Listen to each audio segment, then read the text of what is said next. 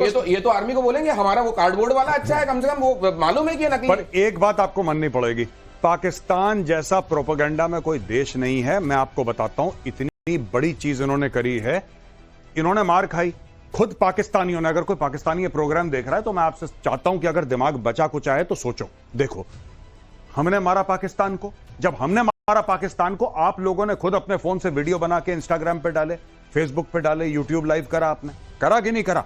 अब इतना पिटने के बाद जिसकी प्रूफ आपने दी कि हां साहब, बहावलपुर से लेकर साहब मुरीद केक से लेकर इस्लामाबाद, पता नहीं कहां मुझे नाम भी भूल गया, बुलारी सब, जब नूर खान साहब फ्लैट कर दिया, उसके बाद अचानक घोषणा होती है कि हम जीत गए। अच्छा, कोई उसका स्टेप 1 स्टेप 2 नहीं, सीधा जीत गए। बच्चा पैदा हुआ, अरे इसको पीएचडी मिल गया। कल पैदा हुआ था बच्चा, आज पीएचडी हो गया। वो डॉक्टर अपने नाम के सामने डॉक्टर लिखेगा बच्चा, वो पीएचडी हो। मुझे यही समझ में नहीं आ रहा इसका लॉजिक क्या है। आप खुद देखिए ना दिनेश, जब हम थे स्टूडियो में उस दिन और हम सारे लोग थे, तो वहां पे बड़ी बड़े स्क्रीन पे दिखा रहे थे और पाकिस्तानी खुद कह रहे थे, या अल्लाह ये देखो ये मिसाइल गई इंडिया की। वो लाइव दिखा रहा है, वो फोटो खींच रहा है, वीडियो बना रहा है, वो कह रहा है ये मिसाइल गई, ये लोग मार दिए, ये लोग मार दिया, हाहाकार हो रहा है। अचानक एक दिन ऐसा होता है कि ये जीत गए। अच्छा, सबसे बढ़िया बात ये देखना, भी छुट्टी डिक्लेयर करेंगे एक दिन, आप देख लेना, ये छुट्टी डिक्लेयर करेंगे पाकिस्तानी और जश्न मनाएंगे और अपनी आने वाली पीढ़ियों को बताएंगे कि इंडिया का अटैक आया था और हम जीत गए। 10 तारीख को जीते थे। ये आप कुछ नहीं कर सकते इनका। इसको अगर आप नटशेल में समझना चाहते हैं, सार संक्षेप में, तो ये समझ लीजिए कि इनका कोई हथियार चला नहीं, लेकिन एक हथियार चला और उनके घर में तो चला, वो है प्रोपेगेंडा का हथियार। वो उसको लगातार चला रहे हैं। चाइनीज फाइटर जेट्स भी बुरी तरह फेल। इस बीच ये देख लीजिए, हकीकत की खबरें टाइम्स नाउ नव भारत पर देख लीजिए। प्रोपेगेंडा तो बाकी आपको पाकिस्तान के जो हुक्मरान लीडरान हैं वो देते रहेंगे। J-10C, JF-17 भारतीय हमला रोकने में नाकाम। S-400 के सामने दोनों विमान फेल। YLC-80 रेडार सिस्टम भी नष्ट हो गया।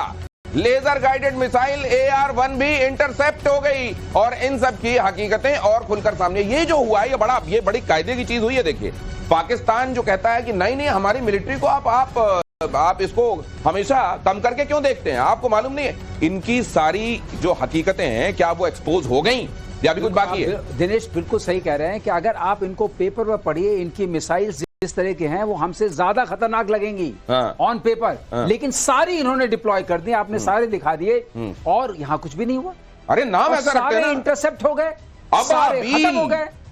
अबाबील, शाहीन, ये तो अपने आप में एक ऐसा सबक हम लोगों को है कि हम जब अगली बार तैयारी करेंगे कहीं हम हल्की तैयारी ना करें, क्योंकि अब तो लगता है जहां जाएंगे वहां मार देंगे। पहले अच्छी तैयारी करते थे कि भाई मारना है, कोई सामने आदमी होगा, कोई अच्छी तरीके से चीज होगी। दिनेश, हथियार चले ना चले, इनकी जवान बहुत चलती है, ये नोट करा आपने? अरे खूब, जवान में कोई कमी नहीं है, कैंची जैसी जवान चलती है, कैंची जैसी। और उसका दिमाग से कोई वास्ता नहीं होता। हाँ, दिमाग से कोई वास्ता नहीं होता और उसको फ्री छोड़ दिया गया है। जाओ और चलो, मुंह है कि मानता नहीं, इनके ऊपर लागू होता है। अब पाकिस्तानी फौज की चाइनीज मिसाइल और तुर्की के ड्रोन्स का हश्र भी देख लीजिए।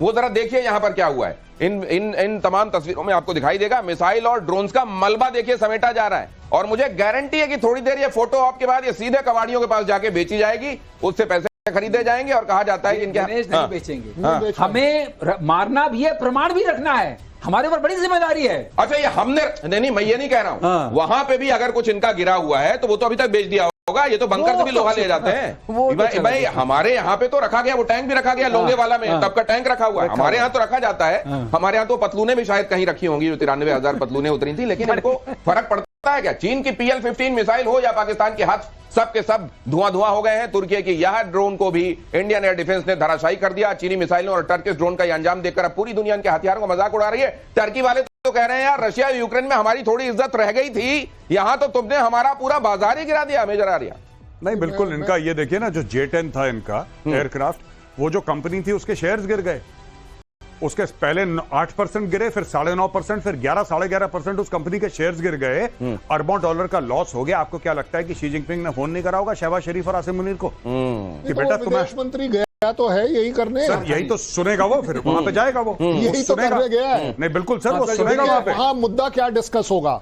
जनाब ये आपने हमारे को क्या दिया, कुछ चला ही नहीं है, तो वो बोलेगा, वो जो चाइनीज है वो पक्का बोलेगा कौन सा की छोड़ दो पर क्या करना हमने उस की से वो, लेकिन ये जरूर बोलेगा कि भाई तुम्हारे तो डिफेंस मिनिस्टर ने बोला कि तुम्हारा वो स्विच ऑन ही नहीं हुआ था एयर डिफेंस का। तो ये बोलेगा नहीं जी नहीं, हमने तो कुछ बोले नहीं, तुमने पता क्या किया था? ये माचिस की तीली ली, ऐसे करी बम को, ऑन कहां से होगा? हाँ, ऑन हो नहीं सकता आपका सिस्टम। मतलब आप कह रहे हैं कि बत्ती में जाके लगाई नहीं आग? अरे भाई बत्ती बत्ती नहीं थी उसमें। बत्ती मिले तब तो बात हो रही है।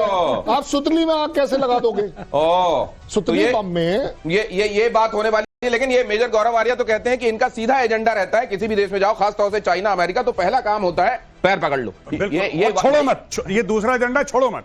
जब तक वो कुछ अपनी जेब ढीली ना करे, चेक काट के न दे, कुछ सिक्के न दे, ऐसे पकड़ लो और पकड़ के बोलो कि अब्बूजान में आ गया, बस। ये इनका सिस्टम है। ये जाते हैं, अभी गए हैं चाइना, क्यों गए हैं? भीख मांगने गए हैं। पर चाइना में मार पड़ी है। मैं आपको बता रहा हूं दिनेश, नोट कर लीजिए, चाइना में इनको मार पड़ी होगी और चाइनीज ने इनसे पूछा, क्योंकि इन्होंने क्या करा है, देखिए, ऑन अ सीरियस नोट, और ये मेरे दोनों सीनियर्स हैं, दिल बेयर मी आउट। इन्होंने चाइना का मार्केट खराब करा। चाइना ये माल बेचना चाह रहा था अफ्रीका वगैरह, लैटिन अमेरिका, जो गरीब देश है, कि उनको मैं टिका दूं J10, JF-17 थंडर टिका दूं। अब कौन बेवकूफ खरीदेगा? Because it does not work. तो दो तरफा हो गया ना, एक तो पैसे नहीं दिए, उधार में ले गए। देखिए, एक होता है प्लेटफॉर्म, यानी कि एक होता है हथियार, दूसरा चीज है बैटल टेस्टेड। बैटल टेस्टेड जैसी को प्लेटफॉर्म हो जाता है, उसकी वैल्यू 10 गुना हो जाती है मार्केट में, उसकी क्रेडिबिलिटी 10 गुना। छोटा सा एग्जांपल देता हूं राफेल का। सर एयरफोर्स के सर बताएंगे, राफेल जो था कोई नहीं खरीद रहा था, राफेल सिर्फ फ्रेंच एयरफोर्स इस्तेमाल करती थी। जैसे ही भारत ने खरीद के राफेल डिप्लॉय करे, आज की तारीख में अगर कोई भी देश जाएगा ना, 7-8 साल पहले राफेल नहीं मिलेगा उनको, इतनी लंबी वेटिंग लाइन। ये फर्क है। तीसरे फेज में स्वदेशी स्टार मिसाइल भी आ रही है। अब देखिए ये प्रोजेक्ट क्या है, ब्रह्मोस का विकल्प क्यों तैयार हो रहा है। DRDO ने बताया कि अलग अलग मौसम में मिसाइल की टेस्टिंग होगी। स्टार मिसाइल की स्पीड 3062 किलोमीटर पर आवर, तेजी से मनूवर भी कर सकती है, तेजी से दिशा बदल सकती है। पीके श्रीवास्तव सर, ये ब्रह्मोस और उसके बाद ये स्टार क्यों? लागत कम, मार ज्यादा। अब बताते हैं ब्रह्मोस की खास बात क्या है, ये जाननी चाहिए दर्शकों को जरूर, क्यों नहीं पकड़ पाते ये लोग। ब्रह्मोस का जो लास्ट फेज है, टर्मिनल फेज, उसमें वो S टर्न लेती है। अच्छा, before hitting the target, it's a pre determined turn. तो even if you lock on, अगर आपने लॉक ऑन किया भी है, लॉक ऑन हट जाता है और आप उसको पकड़ नहीं सकते हैं। स्पीड 2.8 के ऊपर रहती है। आप ये समझ लीजिए, जब आपके पास वो पहुंची, अब आप उसका कुछ नहीं कर सकते हैं टर्मिनल फेज में, तो किसी के पकड़ में नहीं आती, और एक्यूरेसी है 1 to 5 मीटर्स में। ये जो ट्रेजेक्ट्री दी गई है, S कर्व बोलते हैं उसको, उस ट्रेजेक्ट्री ने इनको ऐसा मारा है, हर जगह सही मारा है, कुछ नहीं कर पाए। अंधे तो हो ही चुके थे, क्योंकि इलेक्ट्रॉनिकली जैम कर दिए गए थे। इलेक्ट्रॉनिक डोमिनेंस कंप्लीट था दिनेश, कंप्लीट इलेक्ट्रॉनिक डोमिनेंस था, कंपनी IW पे डोमिनेंस था, कम्युनिकेशन में टोटल डोमिनेंस था। इसलिए आप इस तरह घुस गए और आपने मारा। और ऊपर से ब्रह्मोस अब तो बैटल टेस्टेड हो गया है। हमारे पास इतने रिक्वेस्ट आ रही हैं, इतने लोग हैं, दाम क्या, शेयर्स बढ़ गए उस कंपनीज के, BDL के शेयर्स बढ़ गए, ब्रह्मोस के शेयर्स बढ़ गए, राफेल के बढ़ गए। राफेल के ये ऐसे ही नहीं, इसका नाम ब्रह्मास्त्र से मिलता जुलता ब्रह्मोस रखा गया है। ये जाती है तो अमोघ तरीके से अपना काम करके आती है। पहलगाम अटैक को लेकर एक बड़ा खुलासा हुआ है, आपके सामने रख रहा हूं। हमले में पाकिस्तान के 2 कमांडो शामिल थे। पाकिस्तान के 2 कमांडो, 4 आतंकियों ने पहलगाम में किया था कत्लेआम। पाकिस्तान के ही पत्रकार ने यह खुलासा किया है। पाकिस्तानी सेना में रह चुके थे तलहा हाशिम मूसा एंड तला अली। ये तो है ना जी, पक्की बात है कि पाकिस्तानी है। ये सरहद